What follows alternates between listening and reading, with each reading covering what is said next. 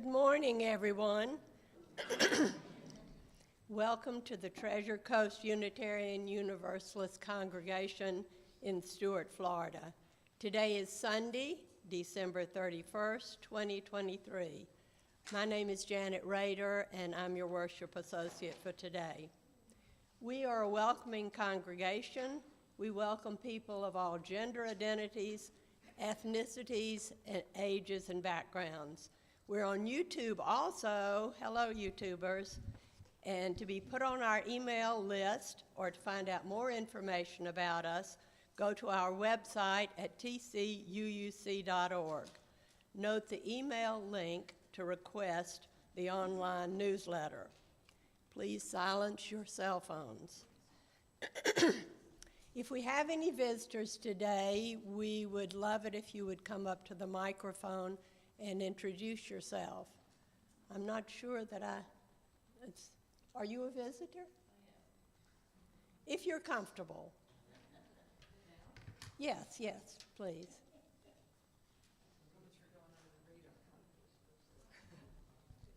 Hi, Tracy. Hi, Tracy, welcome. Thank you. Hi, my name is Tracy Cameron. I'm here half of the year. Half of the year I'm in New York. You have to talk closer to this, right? Okay. They do want to hear you. My name is Tracy Cameron. I'm a snowbird. I'm here half the year and the half of the year up in Putnam County, New York. My parents are snowbirds down here. Well, they were snowbirds, and now they're here full-time, so I'm here half the time to check on them. A friend of mine suggested this might be a place for me to check out, so I'm here to see what you're about. So thank you. Welcome, please.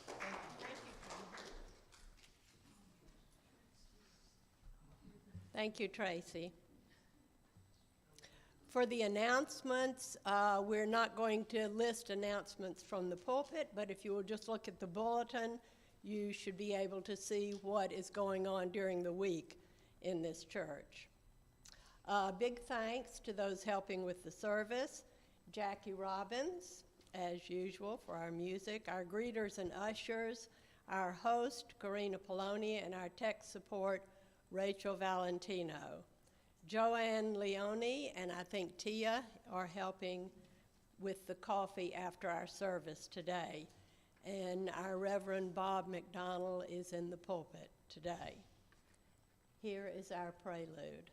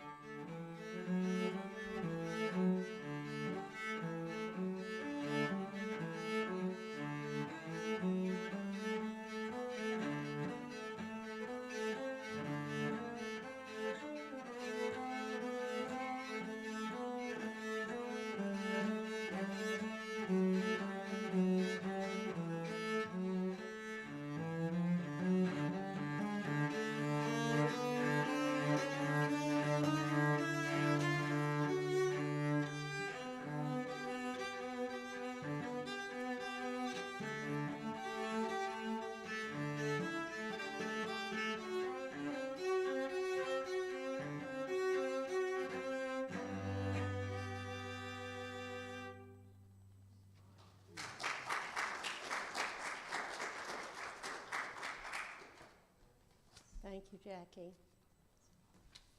And now for our chalice lighting words. We light this chalice on the brink of a new year, letting go of what has been, open and hopeful for what may come, renewed, restored, ready to live life fully anew. May we move forward with intention. My friends, we have almost arrived. We are almost here in this new year. We are crossing the boundary of time into the next year with all its resolutions and plans and schedules ahead of us. Let us pause to hear the breathing of those around us, to feel their presence in this room, to know their presence in our lives. Let us pause to consider the trees and the flowers, their elegant architecture on display. Let us pause to feel the spirit of life and love that ties us to each other, that winds its way through our very bones and settles in our hearts. Before we move forward, armed with resolutions that will shortly be forgotten in the day-to-day of living, let us notice what it is that remains every year, every day. What exists beyond schedules and months, beyond time. It welcomes us to live, not just at the start of the year, but every day. And let us answer, Amen. Our next hymn is hymn number 38. Stand if you would like to sing. Morning has broken, 3 verses.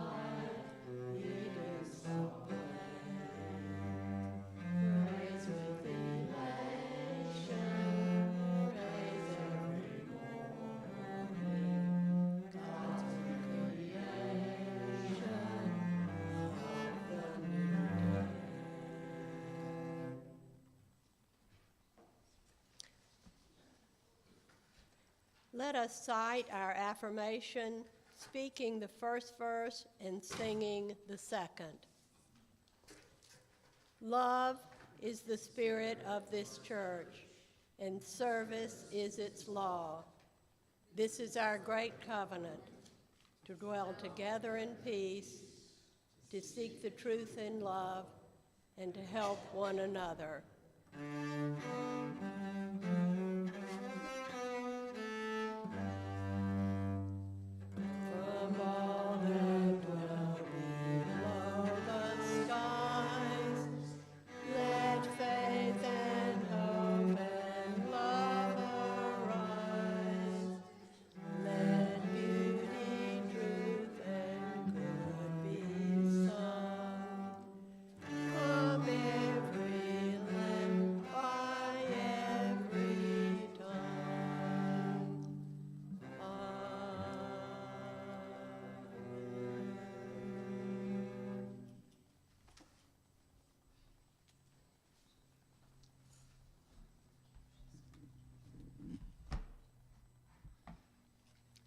The reading is number 487, A Litany for Survival by Audre Lorde. Let's read this responsively. For those of us who live at the shoreline, standing upon the constant edges of decision, crucial and alone, for those of us who cannot indulge the passing dreams of choice, for those of us who were imprinted with fear like a faint line in the center of our foreheads, learning to be afraid with our mother's milk, for by this weapon, this illusion of some safety to be found, the heavy-footed hoped to silence us. For all of us, this instant and this triumph, we were never meant to survive. And when the sun rises, we are afraid it might not remain. When the sun sets, we are afraid it might not rise in the morning. And when we speak, we are afraid. Hey, these are my words, guys. But join in if you like. And when we speak, we are afraid our words will not be heard nor welcomed. But when we are silent, we are still afraid. So it is better to speak remembering we were never meant to survive.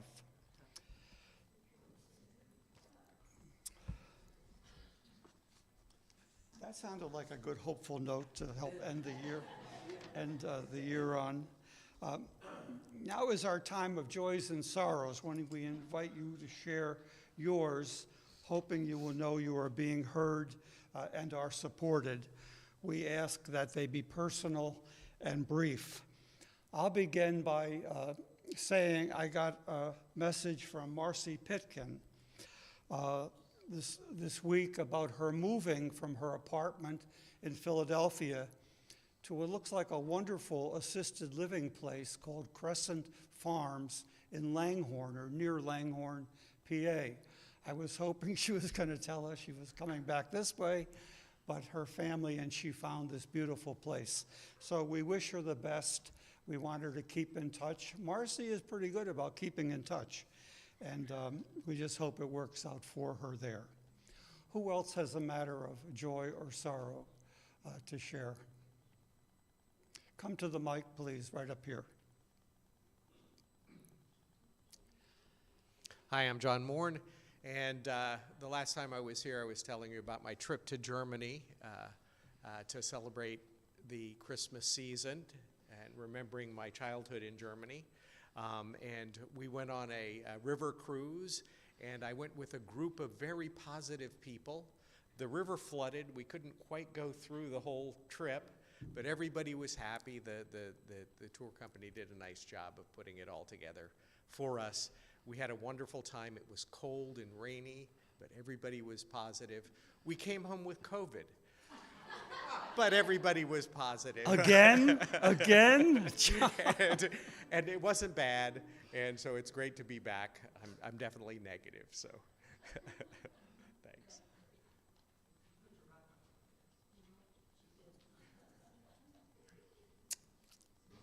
Anyone else? All right, Joe and then Tia. John, I'm glad you had such a great trip. Sounds like it was wonderful. I've just very brief joy. Last night I was part of a select group of actors that did the first ever improv show over at ACT Theater, and it went incredibly well. So it's a real joy. Good, good.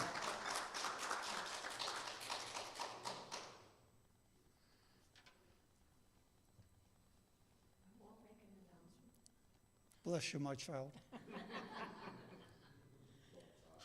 Hi, I'm Tia. It's been a really challenging year health-wise for some of the people I love. And I'm glad this year is finished in that regard, and I'm hoping that this coming year will be a healthy and happy one. That's my joy.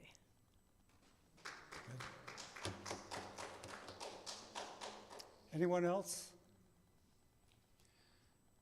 I'd like to say something about, I got a message from Janet Grode saying she would not be here this morning, and hopefully she is perhaps listening in.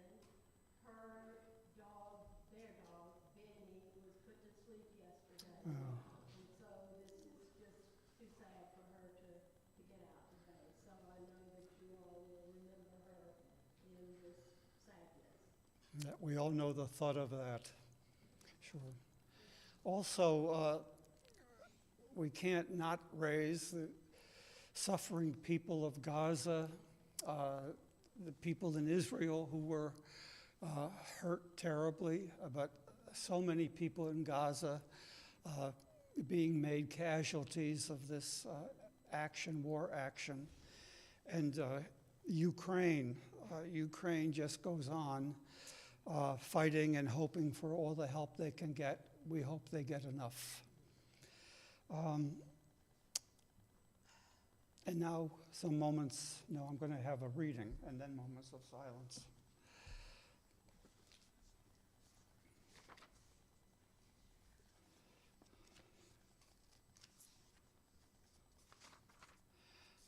I found this. I thought it spoke pretty clearly to what we're all trying to live with and through. So if I can get to it, you'll hear it. It's by Carolyn Owen Tolley or Towley in the back of our hymnal. It's entitled Fragile and Rooted. See a blossom in your mind's eye. Allow it to fill the interior of your imagination. Greater perfection of form in nature cannot be imagined. With inward gaze, absorb each wondrous fluted petal. Slide down its humid surface until you drop as the dew into its velvety core. Immerse your senses in this safe chamber. Such fragile beauty gives impulse to weep. Slowly reverse the journey as you ascend the shaft toward wider light, toward your imagination. Turn your imagination around and around to see its many facets. Stored within is the memory of all flowers. Marvel that this creation, while utterly fragile, yet undaunted, boldly buds forth, turning resolutely toward the sun. We too shimmer with expectation, exuding our own illumination, color, pulse, and scent. Vulnerable still, we venture our lives courageously toward hope and light, at once fragile and rooted. That spoke to me because I've been hearing more and more people say that to find their inner strength, to find their inner calm, to find their inner creativity, they go to nature. They go somewhere into nature and are restored. Now let's go into silence and think about our being restored.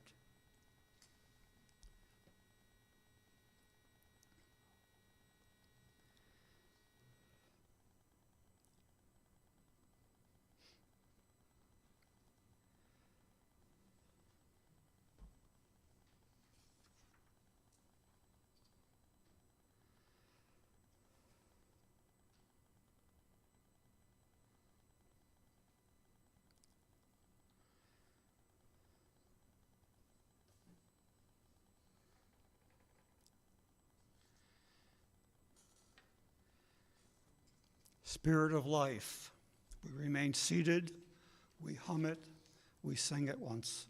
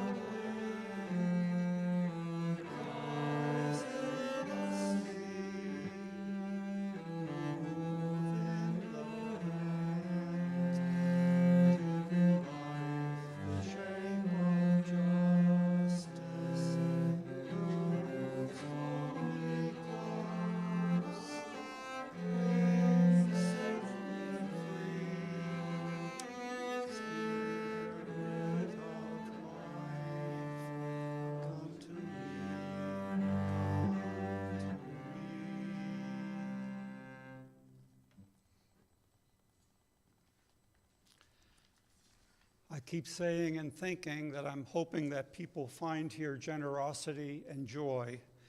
And in order to continue doing that, we need your generosity and joy. So now the morning offering, please give joyfully. Let's see, whom do we have? Okay, a couple. Now don't fight over the plates, guys, just pass them.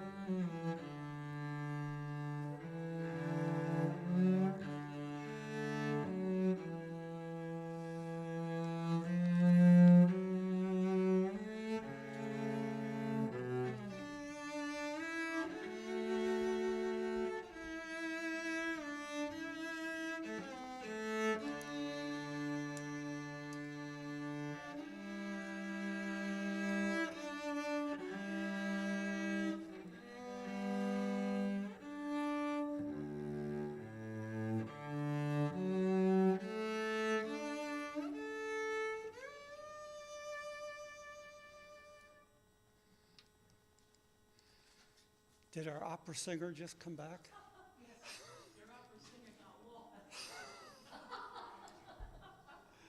Now, you're not an opera singer, but you've been here before, haven't you? Yes. Good, glad you're here.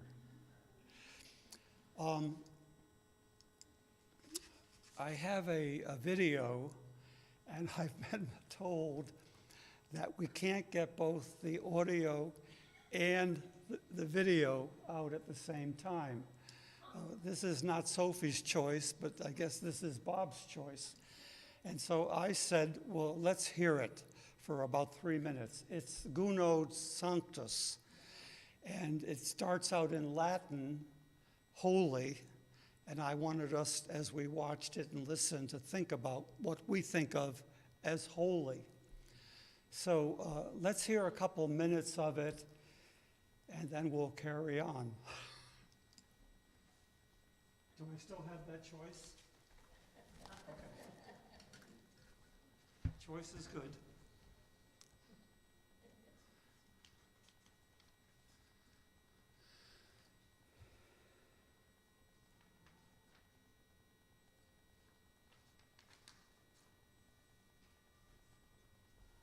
She can hear it. Sanctus, Sanctus,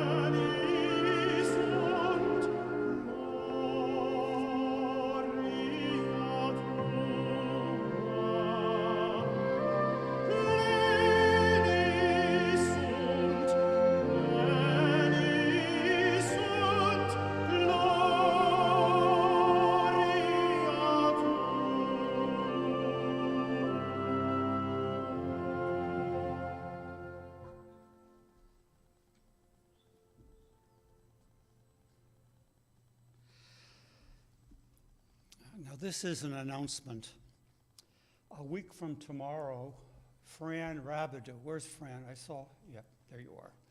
Fran and I are going to lead a book discussion on Zoom, 1:30 on Monday afternoon, every 2 weeks for 6 sessions. The idea of the book, and the reason I chose it, is it's like a lifeline to progressive people. And I definitely have the feeling that progressive people need a lifeline here in Florida. So this is Bishop John Shelby Spong's last book called Unbelievable, Why Neither Ancient Creeds nor the Reformation Can Produce a Living Faith Today. So we're going to listen to his lifeline for about half of the time on Zoom, and then we're going to talk about the lifeline we need and the lifeline we're finding or not finding. So in order to get in on this, you have to let me know that you want to, and I send you the Zoom invite. It's going to be an hour and a half or an hour and a quarter discussion Monday for 6 sessions every 2 weeks, starting a week from today. I have some copies if people want to check it out.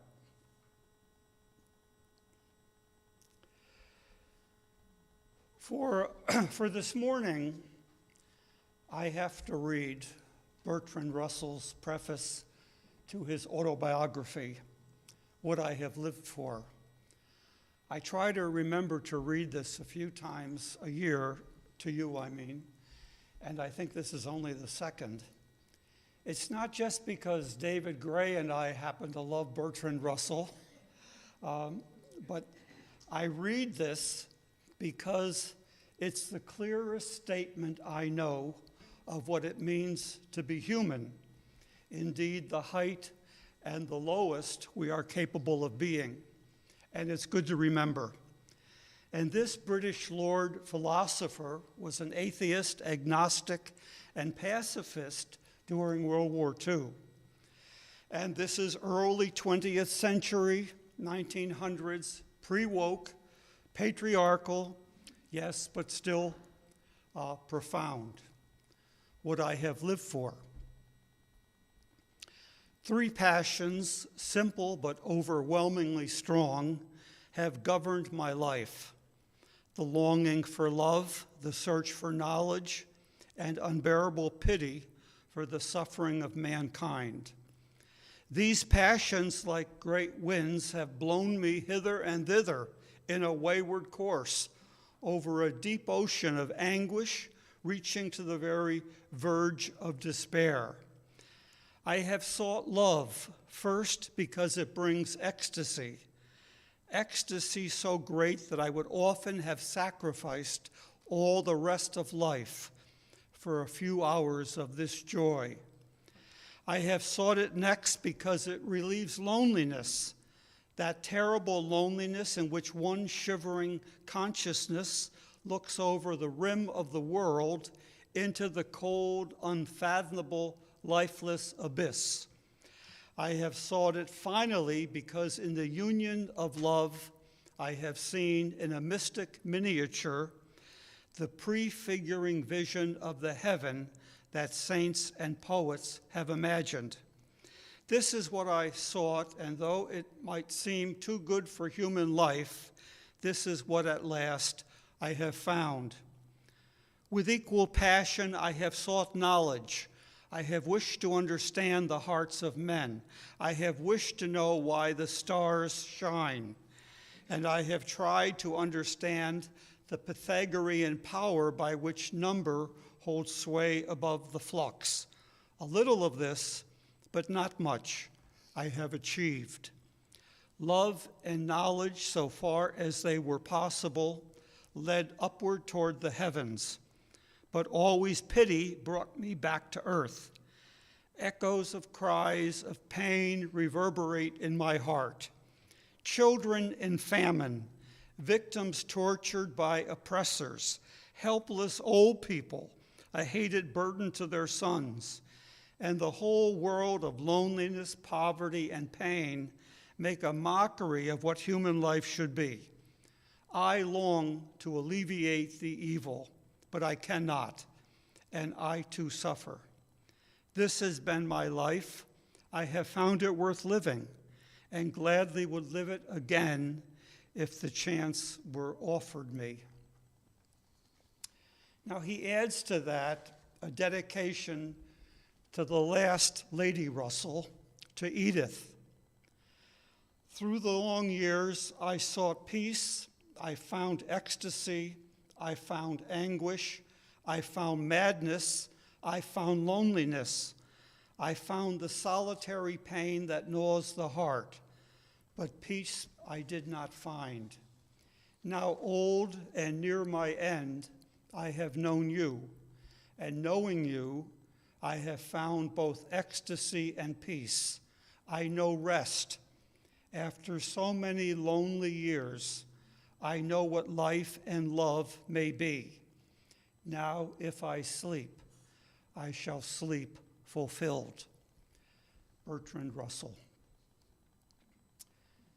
December 31 brings many memories.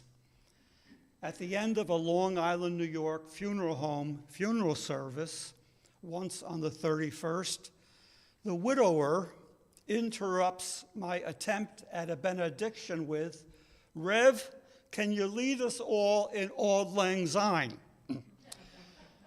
So I said, if you all sing with me.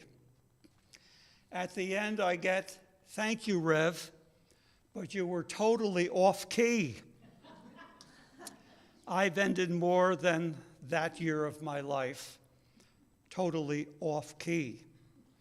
So for a sermon today, odds and ends, loose ends, split ends and means, ends which are mean, ends which are beginnings, ends which go on forever. But really two major meanings: goal, purpose, what I have lived for, which suggests legacy, this I have lived for, and mortality, what would get done without a deadline? Would we carpe diem without the encouragement of mortality? Do you remember the first thing you as a kid, a youth, wanted to be when you grew up? You as a kid or youth wanted to be when you grew up. The first thing. I'd like a word or two, not a speech, not even a sentence. But who can remember the first thing you thought you wanted to be when you started thinking about it? Joe. President of the United States. Good. Keep working. A lot better than what's been up there. Dave, go ahead. Teacher. Good. I wanted to be a great pianist. What's that? I wanted to be a great pianist. Keep working at it. Tia and then Karen. A mother. Okay. Professional dancer. Go ahead, Karen. A professional dancer. Okay. Pat. Travel agent. Do you know a good one? John. Juanita. A truck driver and see America. Is it Eileen? Yes. Yeah. What, a veterinarian? Okay.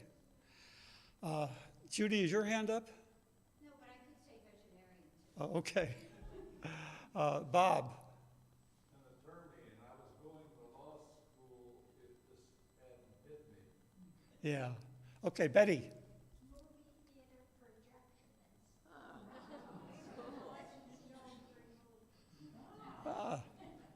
projectionist.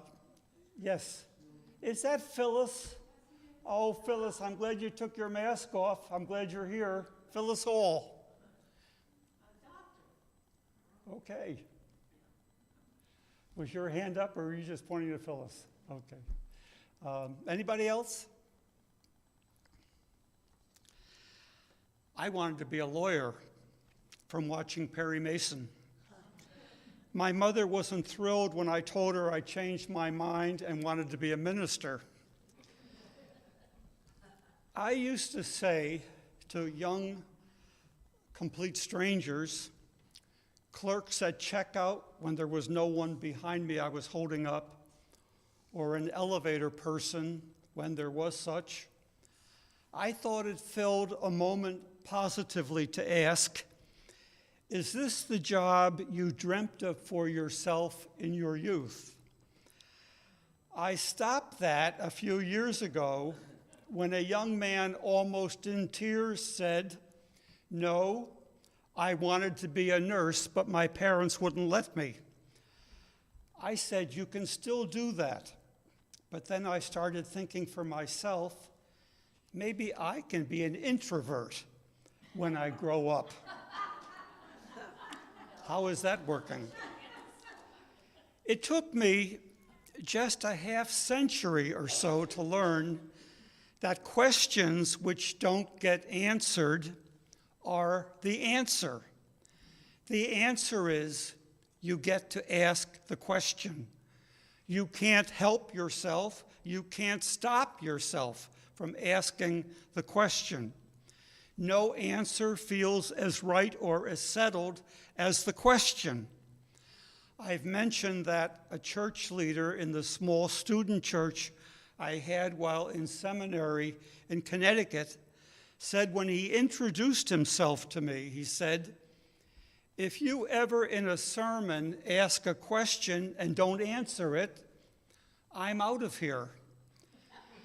I guess he thought religion was an answer business. I guess for me it was and remains a question business.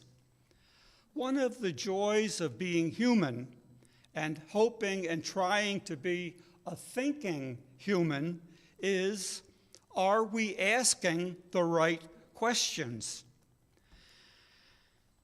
Do you remember hearing a question that changed your mind or changed your day or changed your life? Not the marriage proposal question, yes, that, surely that, but other than that.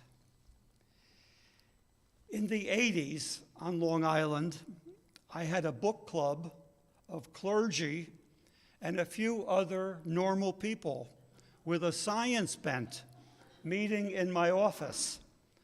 One of them suggested inviting a defrocked Roman Catholic priest to lead a discussion of a liberation theology book. The priest got exited for protesting a long-term mayor of Albany, and the mayor called the cardinal. The South American author and book were hot at the time. I think it was Gutierrez. Liberation theology at the time was hot and being banned in Catholic circles. The question to be put to all religious systems and theologies was simply in Latin, cui bono, who benefits? It reminded us of the guy who turned out to be a well-placed FBI head who met Woodward and Bernstein in a parking garage and kept telling them what? Follow the money, follow the money. Meaning the bags of cash the Watergate burglars had for acting out their mischievous orders. Cui bono, who benefits?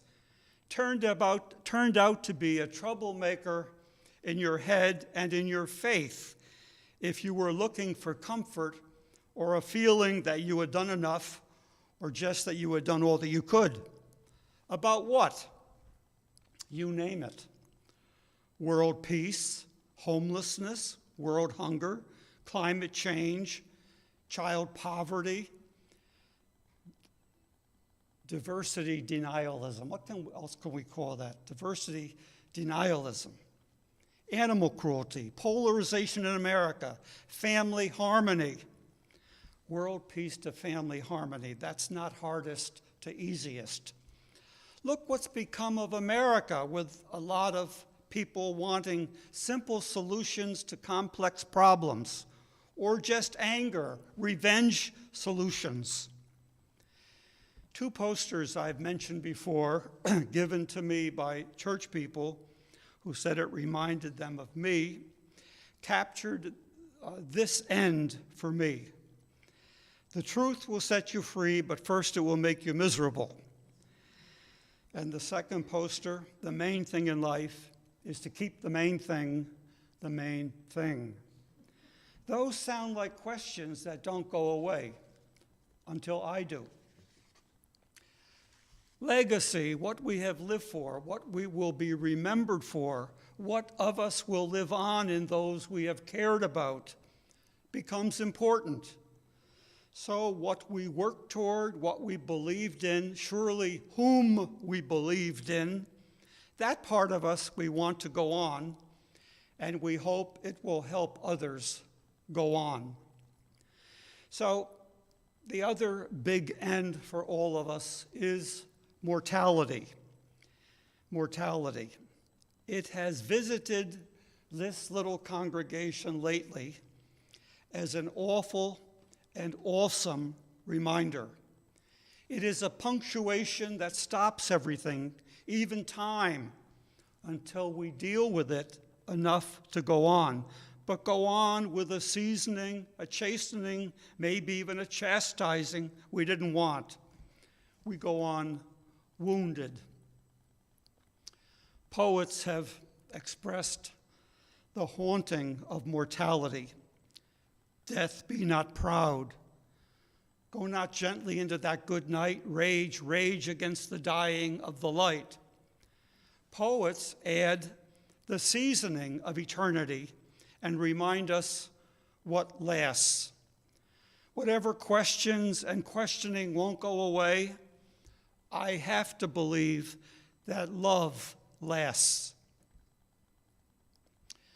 Marcy Pitkin, whom I mentioned recently, her late husband Steve, a leader here in our early years, asked me more than once to define eternity. I couldn't, but I learned in college that eternal is not about how long, but how deep. So eternal life is not how long you will go on, but how deeply have you lived? Are you living in the time you have? Again, I think this meaning of end raises healthy questioning and maybe stirring troubling questioning. That ball or apple is about to drop again. I catch it, so to speak, on the morning after news. Before it falls, I'd like to end with a sign of progress. However bad things are now in the world, in Washington, in Florida, we are better off than we were. Hopefully, with a modicum of hope, we can go forward and not backward. We can even look forward to voting forward and not backward. So this comes to mind as I look for a modicum of hope. And I have to hope it's a sign of my mental health and not the opposite. And whenever I wade in this pool, it is with fear and trembling, because we don't have a surplus of opera singers here, but we have quite a number of social workers. So this comes to mind. And when I used to hear this, it was kind of mentioned in jest in part, but it was never mentioned in embarrassment, which it deserved. I can't decide if it's pre-woke or just American comatose. But here is what I'm talking about. I heard many times in days of yore, yesteryear, that the definition of a healthy marriage was, men get to decide the UN questions and the women get to decide the household budget questions.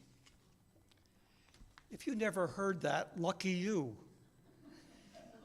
And if you're thinking that's a pretty low bar for wanting, needing, finding progress today, ditto. There's a little despair here about the world we are about to wish newness for, and we desperately want newness for our young, for everyone's young. God, how I wish newness for, how we need newness for the UN. It seems as productive as the U.S. Congress. And we have a woman at the UN, a pretty accomplished one. Please accomplish there. Now, this is hot off the press. This is Nicholas Kristof in this morning's Times. I'm just grabbing the last paragraph. He writes a column every end of year to remind people what progress has been made. When I saw that, I thought, scratch the sermon, I'll just read Nicholas Kristof. But this is the way he ends. Those who see 2023 as a notably grim year are also right, of course. My reporting in the Middle East late this year was personally depressing. And climate change threatens the gains in poor nations like Bangladesh and Madagascar. Yet, despair is paralyzing, not empowering. Despair is paralyzing, not empowering. It seems contradictory in a world brimming with pain, but the most important trend in the world in my lifetime may be the revolution in child mortality, the enormous decline in global poverty, and the vast increase in literacy that many people seem unaware of. I highlight this backdrop of progress so that it may fortify us in 2024 to tackle all the other suffering that persists. You may still get this whole column from me in 2024 because it's a wonder what he brings up that we aren't aware of going down so much. Child mortality. It used to be much worse than it is. It's still bad, but it used to be much worse. These ends, legacy, what we have lived for, and mortality, time limits, are like bookends to our humanity. I want to be able to say, like Russell, this has been my life. I have found it worth living. And while I do, the questions linger and keep it interesting. And the ones I seem to miss or not get around to, dare I conclude, that's part of your job. I will conclude with it anyway. Our last hymn, 311, Let It Be a Dance. And, as you stand, feel free to get out in the aisle. Let it be a dance, 311.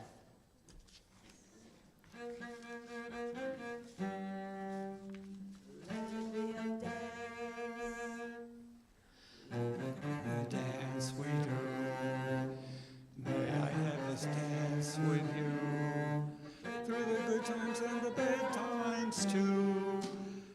Let it be a dance. Let a dancing song be heard. Play the music, say the words, and fill the sky with sailing birds. Let it be a dance. Let it be a dance. Let them follow, learn to lead. Fill the rhythm, fill the need. To reap the harvest, plant the seed. Let it be a dance. Let it be a dance we do. May I have this dance with you through the good times and the bad times too. Let it be a dance. Let your body turn and spin. Let your body learn to bend.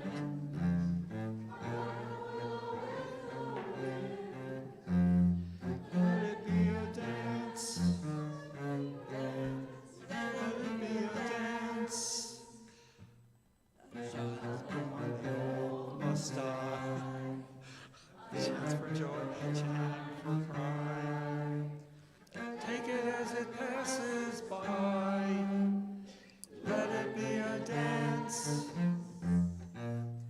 Let it be a dance we do. May I have this dance with you. Through the good times and the bad times too. Let it be a dance. Start love at night. Without the dark there is no light. If nothing's wrong, then nothing's right.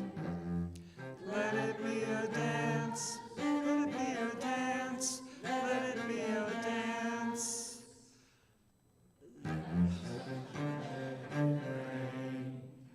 Share the laughter, bear the pain. And round we go again. Let it be a dance.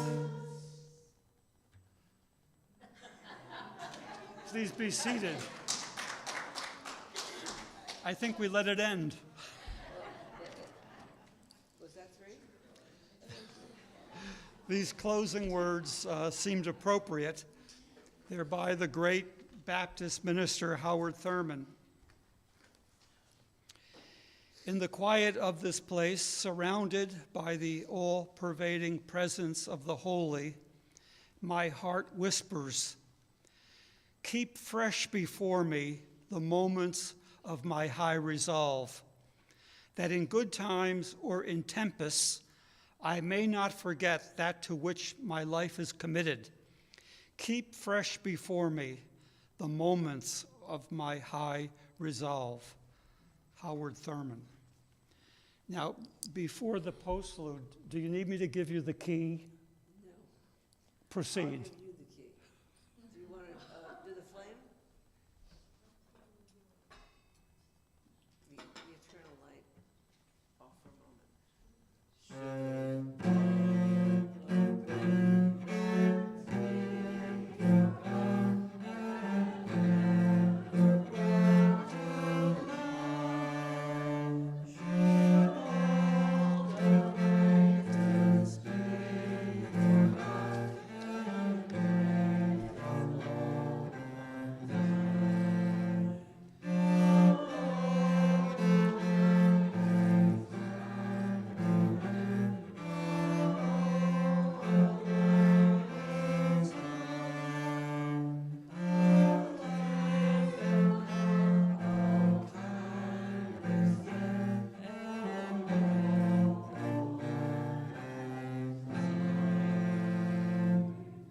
Now come to the next room and you can seal that with a glass of water.